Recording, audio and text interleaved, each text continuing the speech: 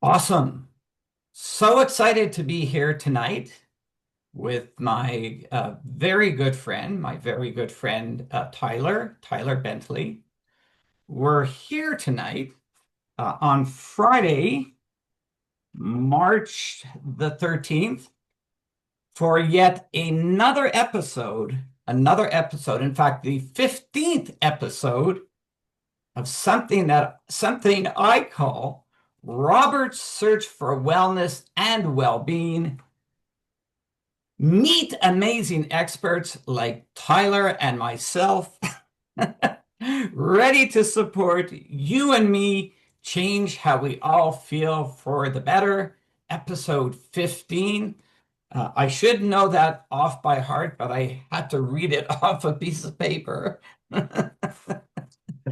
And I'm Robert Mandelson, the creator and facilitator of Powerful Play Experiences, brings people together. And I'm in the business of fun at work. I believe that we all need more fun at work. And how excited I am to have Tyler with us tonight. Tyler Bentley, you can find him on LinkedIn. You can find both Tyler and myself on LinkedIn. Connect with Tyler. Uh, how you doing tonight? Great. Thanks for having me on, Robert. No, 15 episodes. That's a big milestone. that's a big milestone. I'm almost important. I'm almost important. Wait till episode 16, then I'll really be important. Tyler and I met on LinkedIn, and I love his perspective on today's world of work. Uh, I love his perspective on our relationship with today's world of work. In fact, Tyler is in the midst of building something he calls a new leadership design. And you said earlier on before the recording that you're kind of in the middle of the design, putting that together. And let's get right into it. I love your perspective on today's world of work.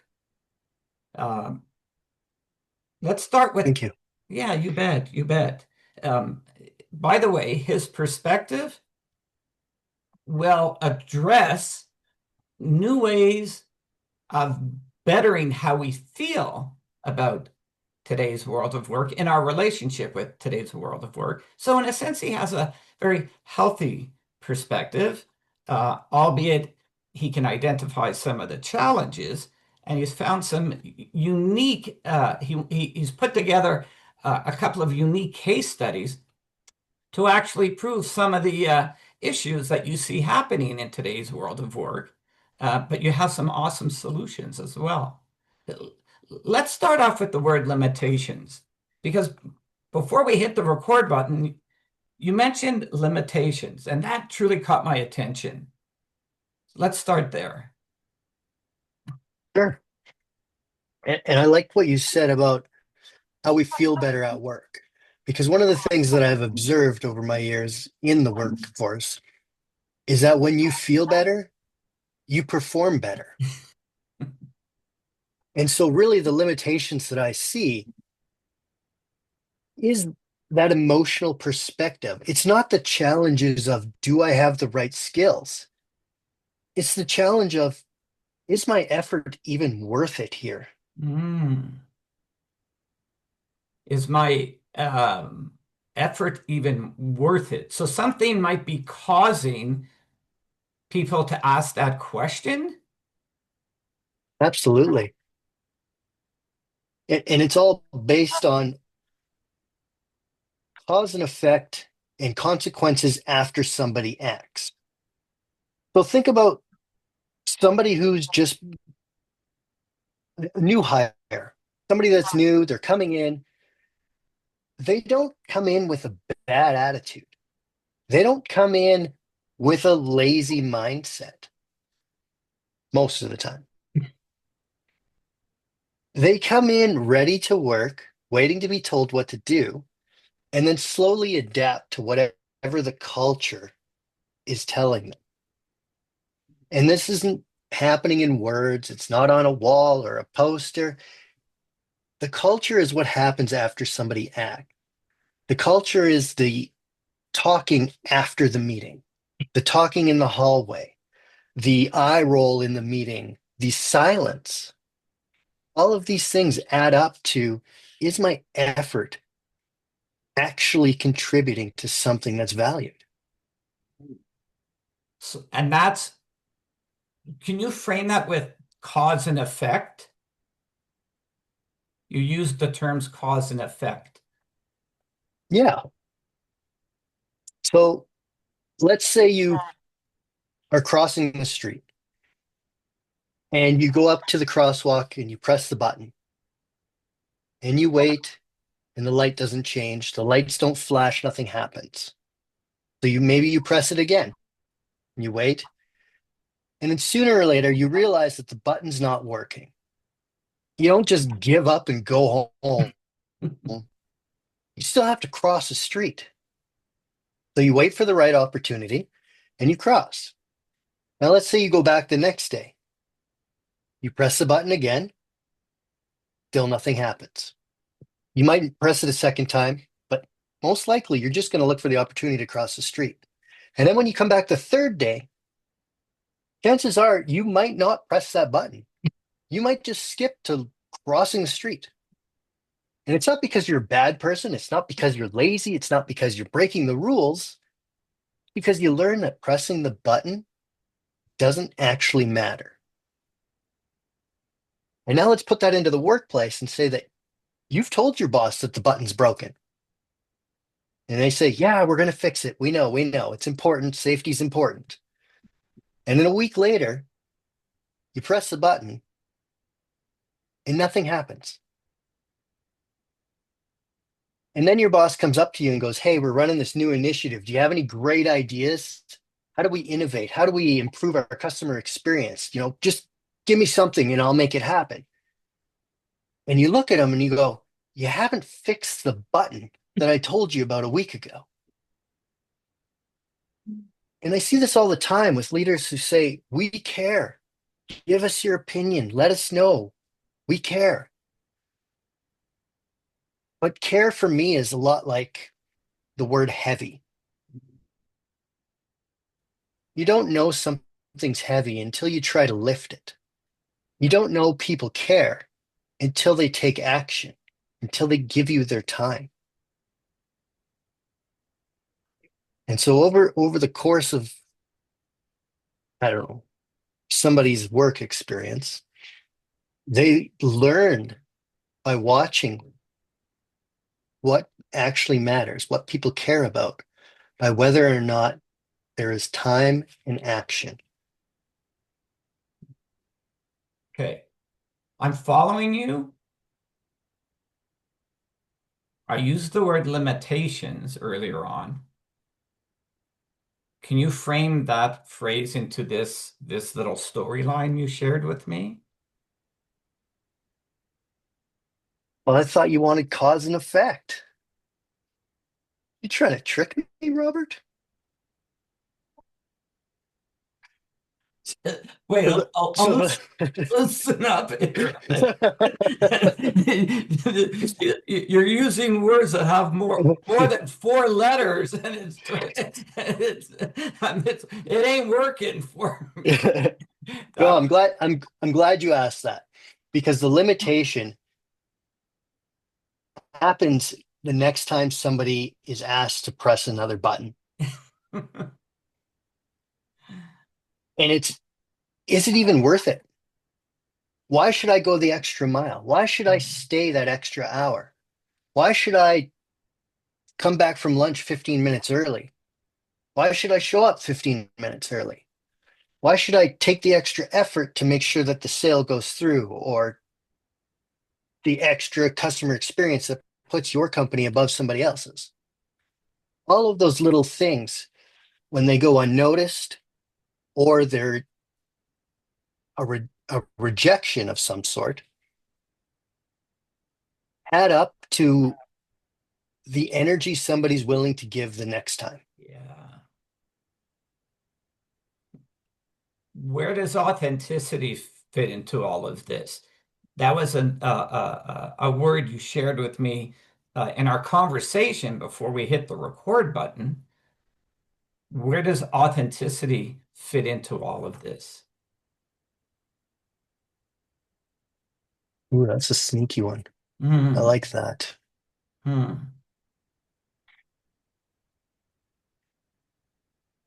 I see it as authenticity is, would that person push the button in the first place? Because if that's not who you are, if you're not somebody that pushes the button and waits for the crosswalk and you just jump across, you're never going to know that the button was broken. And so I guess authenticity is just who you actually are, who you represent your values and your beliefs to be and how they show up.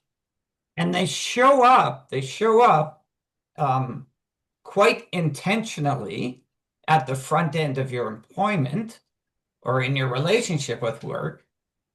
But it sounds like what you're saying is something is occurring in the environment, in the place, in called work that is, and correct me if I'm wrong, uh, placing limitations on the individual or dismissing the person's authenticity, rather welcoming it. And I think that's a good way to frame it. And I like how you said that your authenticity most often shows up at the beginning. And sometimes, yes, and sometimes people hesitate and Yeah. wait and see what's allowed in the workplace before they give them their full self. Can you say that again? Sometimes people wait and see what's allowed before they're willing to give their full self. Mm. Human nature is to self-protect. Is I want to keep myself safe. And if I risk doing something that's going to get me exiled from the group or fired or even in trouble, a slap on the wrist, let's say in my first week, that's not going to make me feel comfortable with who I am and starting out in a place. And so I'm going to limit my actions. I'm going to limit my courage that I have to stand up and say something. And I'm just going to observe and look at how things are done in this environment, within this team. And mimic or replicate or pretend those behaviors In a way, absolutely. or I think a more, adopt them because that keeps me safe. yeah, adapting and learning what keeps me safe. Ah, And which, so like go we, ahead. we do this throughout our entire lives is we learn who we're supposed to be by the people around us. I can't know who I am without knowing other people around me. I don't know if I do something good unless somebody else is around me to Hmm. compare myself to. Hmm. Wow. I want to hear a bit about the case studies. You've mentioned to me that you've led workplace teams, through one or two case studies. How did those case studies apply to this thinking about today's world of work? Was it actions on your part um, to validate? Was it to prove? What was the purpose of the case studies?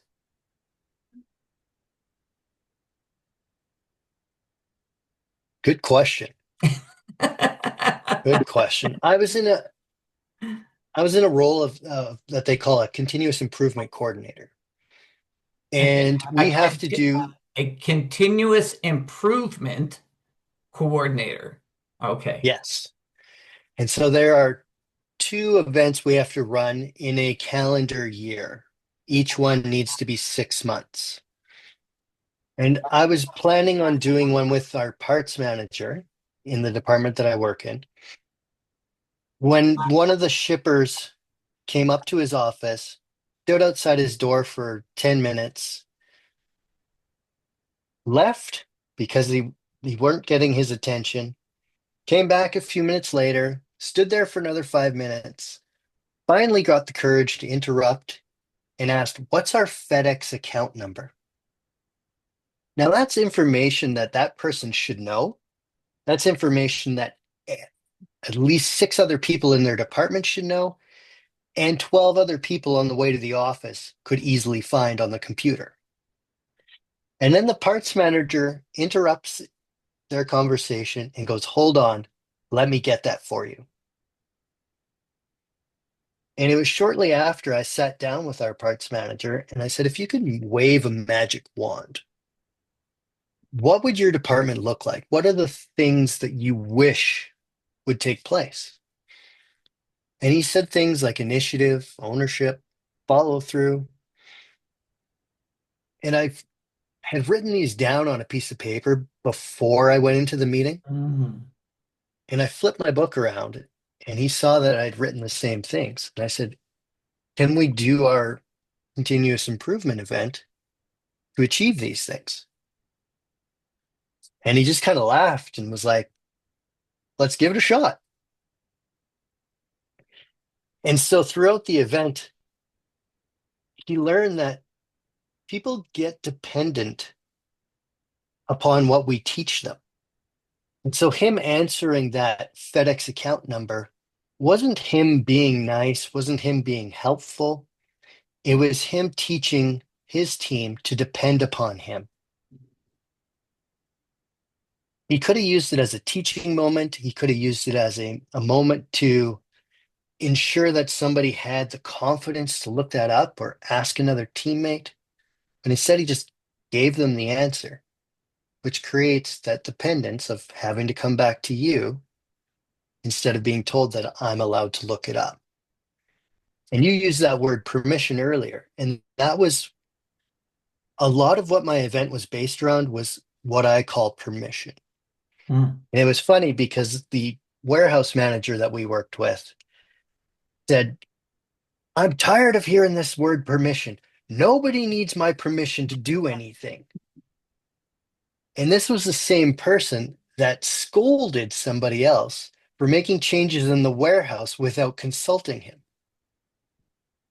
And so it was that realization of permission isn't telling somebody they're allowed. Permission is people looking and observing the consequences after somebody acted. And so they looked at that person who got scolded and said, "I don't want to be in that situation. So I'm just going to do my job that I'm told to do and not try to go above and beyond because that risks me getting yelled at." Hmm. What, how many were involved in this particular case study? I believe there is 13 of us. What were you hoping to find? What were you hoping to learn and what came out of it for everybody? On a personal level, I was hoping to learn that the way you treat people teaches them who they're allowed to be. At the case study level for the continuous improvement event, we tracked the amount of manager interruptions from the warehouse, low level manager interruptions. And we saw an 80% reduction in those in the 90 days that we ran this. So what is that telling me? I don't understand. That means they were 80% less dependent on getting the answer from their manager and 80% more reliable to handle and solve issues that they were perfectly capable of doing. And so, what was the new teaching? Because you said we behave according to how we're being engaged, and we learn a lesson and therefore behave in a particular way. So, what changed? I love that. Oh, Robert, great question. The first thing we did with the team was take them into a conference room. And I think there was about 8 of us in there. And I simply asked them the question of, do you understand how important you are in your role at this place? And all of the eyes widened and they kind of just looked around. And someone finally broke the silence and goes, it sure doesn't feel like it. And then I asked the follow-up question of, does your behavior show other people how important you think you are?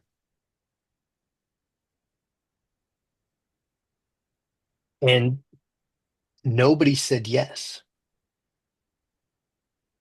And so that was the first challenge of, if you don't think you're important, if you don't act as if you are important, nobody else is going to treat you that way. And it was only that meeting, 2 meetings, one with each half of the team. And then I realized that I had to remove myself from the equation. Because if I continued to just work with the frontline teams in the boardroom, it might be some skills that Tyler's transferring to them, but it wasn't my team. It was my parts manager's team. And so I needed to teach him how to become the leader they needed.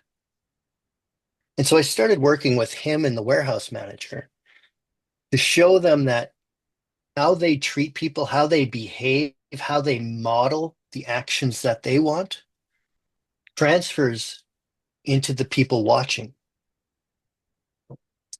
And so we started with what we called a team charter. And I sat down with my parts manager and we created a menu of behaviors that were ideal within our place of work. And then once we had his idea down, he took that to his team and brought it to them. And then they contributed their own and created what we called the team charter. And there was two halves of it. One we called a signal, which is observable behavior aligned to our ideal behaviors, and one that we called drift, which is, what does it look like when somebody's going off course from that ideal behavior? And these were things like making sure someone's okay. These were things like taking a breath when you get upset. These are things like calling a reset to let when you're shaken or you make a mistake. They were not anything to do with the hard skills within a workplace. And they weren't just tied to those soft skills. They were tied to that nervous system, ensuring that we had access to who we authentically are so that we could perform at our best. And then we had somebody new join about halfway. And I was walking through the warehouse and they had their team charter up on the wall. And I stopped and I looked over at him and I said, "Hey, what's this?" And he came over to me and he goes, "Well, that's our team charter." I said, "Well, tell me what it's all about." And he was able to articulate it exactly like I just told you. We have the signals here where it's our ideal behavior. We have the drifts on this side where we see each other going off course and we can call each other back to that. Because oftentimes when we're going off course, we don't even realize it. Mm. It takes someone else to notice. And it's not like, "Hey, Robert, get your shit together." It's, "Hey, Robert, is that aligned with the charter?" And sometimes that's just enough to bring you back. I see. And I see. so, The really cool moment for me in that charter explanation with somebody that had just joined halfway is that he didn't know that I had helped create that. He didn't know that I was the one who typed it up for them. He didn't know that I was the one who did the exercise with the manager before it came to him. And he looked at me and goes, "You guys don't have one up there in the front?" Because we were in a different section of the warehouse. He goes, "Your team doesn't have one?" I said, "No, just your team does." He goes, "Oh man, it's amazing." And so what we did was create little capture moments. Is that if you saw someone aligned with that charter, you that signal moment, you wrote it down, you tell them why it mattered. And every morning they would read these out in their little 15-minute huddles before their day got started. Of hey, Robert has is doing his 15th episode. That takes courage to do 15 episodes. Congratulations, Robert. And so how does that make you feel? Exactly. It's And just it's it just a wasn't coincidence that I have this card here. It you wasn't see planned. you seem so prepared. It's like it was scripted. I keep this card with me on my desk, and I need to take a look at it once in a while because my own behaviors teaches me that I'm not good enough.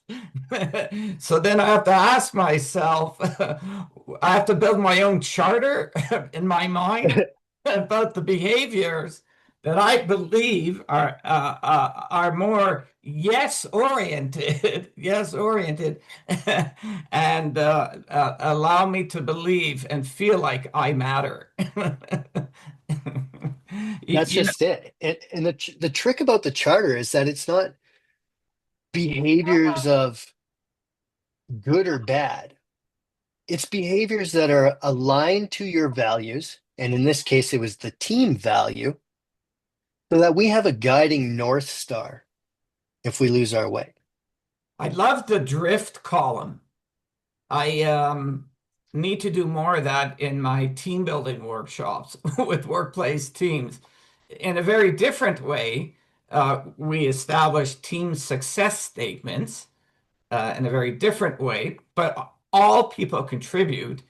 Um, but we're missing the drift column, which when we drift away and the accompanying behavior and the conversation, the all important conversation in a mattering type of way that brings the person or persons back to the charter and then to celebrate that moment. You're all over the idea of better mental health.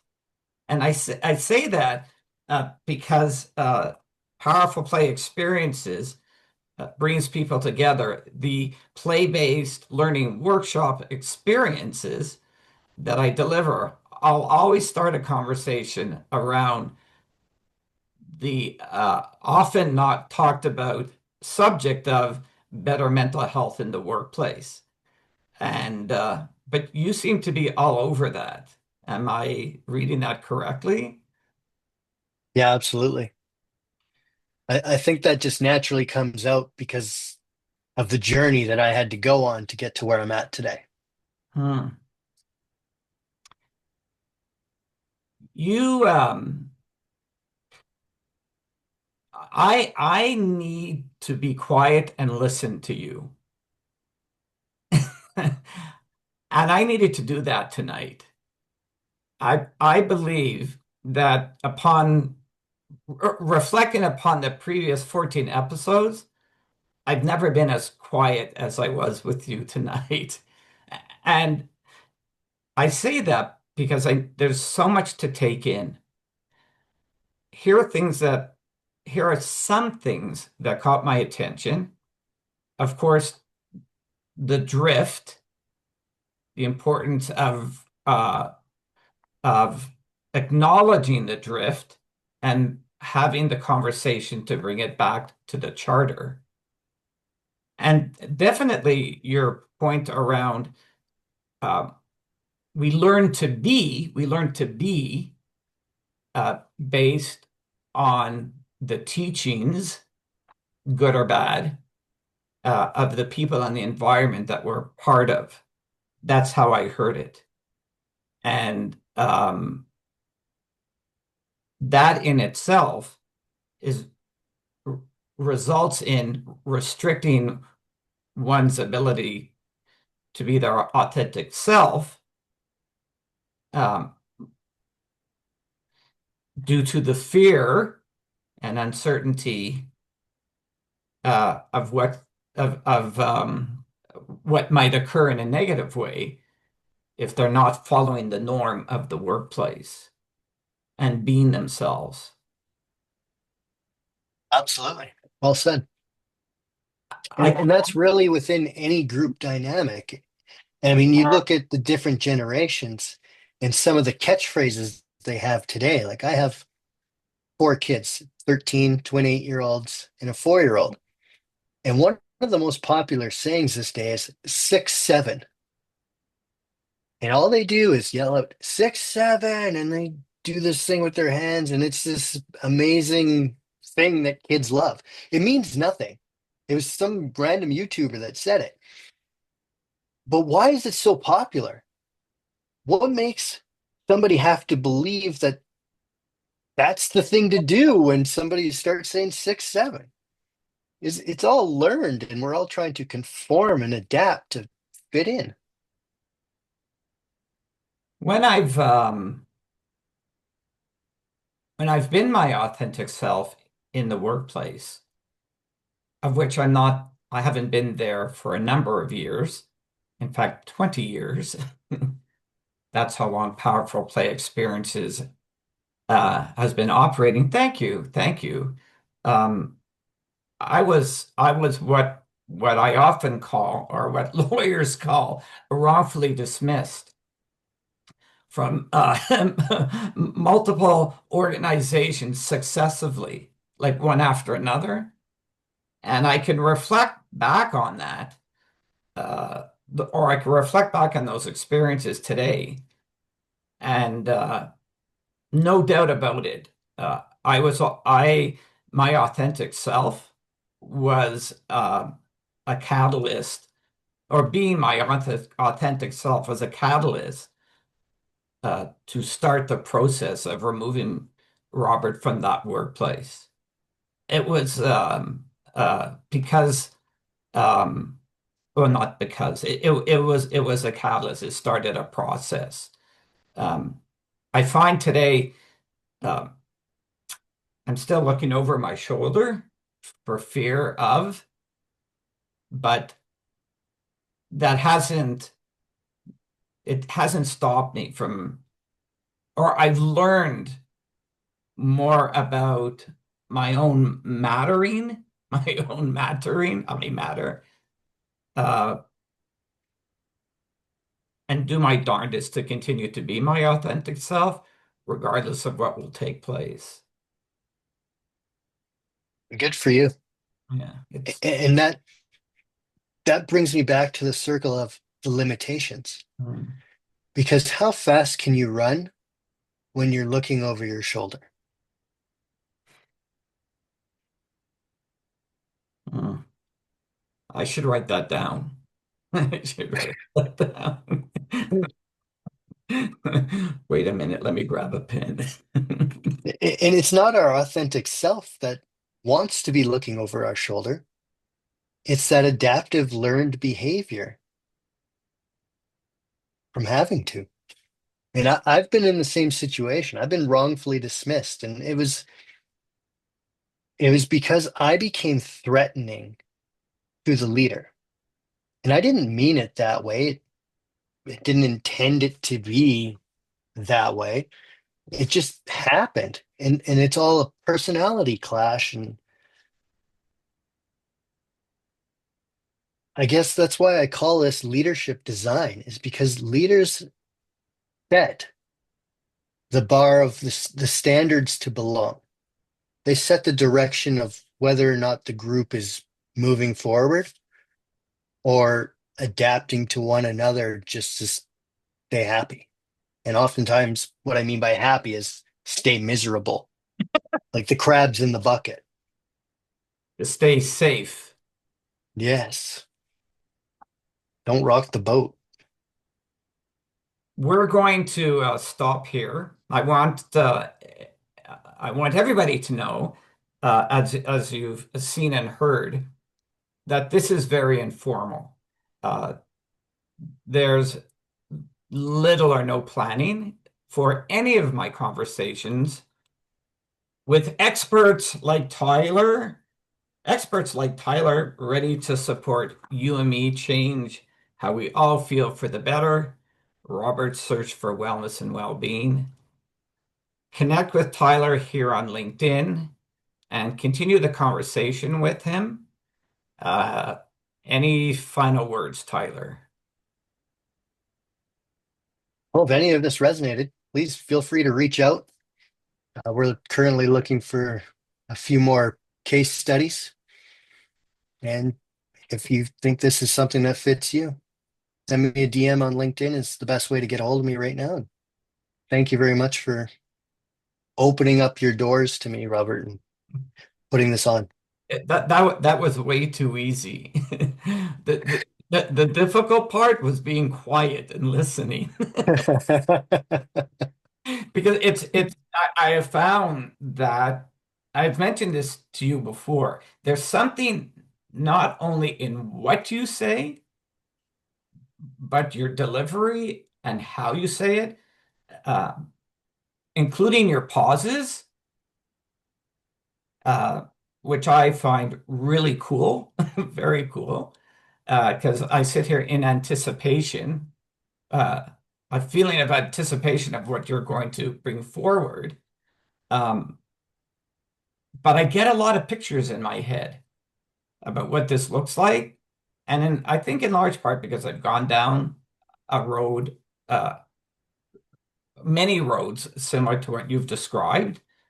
Um, you're totally about better mental health in the workplace. And I want to thank you for that. That's something that drives me in the work that I do. So I want to thank you for that. And keep my name on your list for future case studies. Sounds Okay. great. Yeah, we'll call it a day. And thank you, everybody, for watching. Connect with Tyler. Robert's search for wellness and well-being. I hope this was of benefit to you. And yeah, have a great evening, everyone.